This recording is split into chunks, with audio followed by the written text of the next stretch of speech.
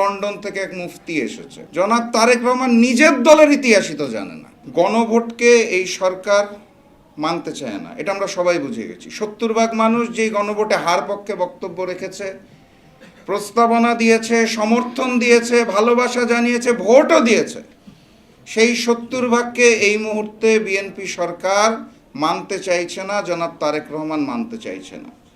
আমি নির্বাচনী প্রচারণার সময় বক্তব্যে বারবার বলতাম লন্ডন থেকে এক মুফতি এসেছে।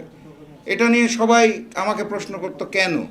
আমি বলতাম লন্ডন থেকে আসার পর উনি ইসলামের ইতিহাস বিকৃত করা শুরু করেছে, ওনাকে আমি কী নামে ডাকবো, এই কারণে বলি লন্ডনের মুফতি।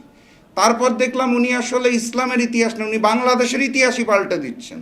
ভূখণ্ডের আমের জায়গায় কাঁঠাল উৎপাদন সৃষ্টি করেছেন, রংপুরের জায়গায় বগুড়া বসায় দিচ্ছেন, এইভাবে করে উনি বাংলাদেশের ইতিহাসও পাল্টে দেওয়া শুরু করলেন।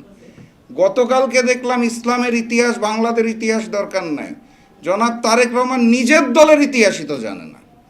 যেই ব্যক্তি নিজের দলের ইতিহাসই জানে না, নিজের দলের নেতাকর্মীকেই জানে না, উনি বাংলাদেশকে কিভাবে জানবে আর বাংলাদেশকে কিভাবে চালাবে, এটা এখন আমাদের প্রশ্ন।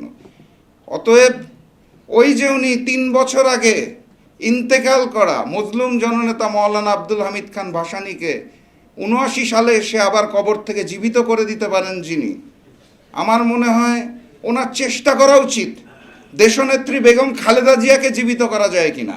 কারণ আমি নিশ্চিত দেশনেত্রী বেগম খালেদা জিয়া যদি কবর থেকে উঠে এসে আরেকবার দাঁড়াতে পারে, উনি এই 72-এর মুজিববাদী সংবিধানকে ছুঁড়ে মারবেন, সাথে সাথে তার পুত্র বাংলাদেশের মানুষের সাথে বেইমানি করা জনাব তারেক রহমানকেও ছুঁড়ে ফেলবেন, এটা আমি বিশ্বাস করি।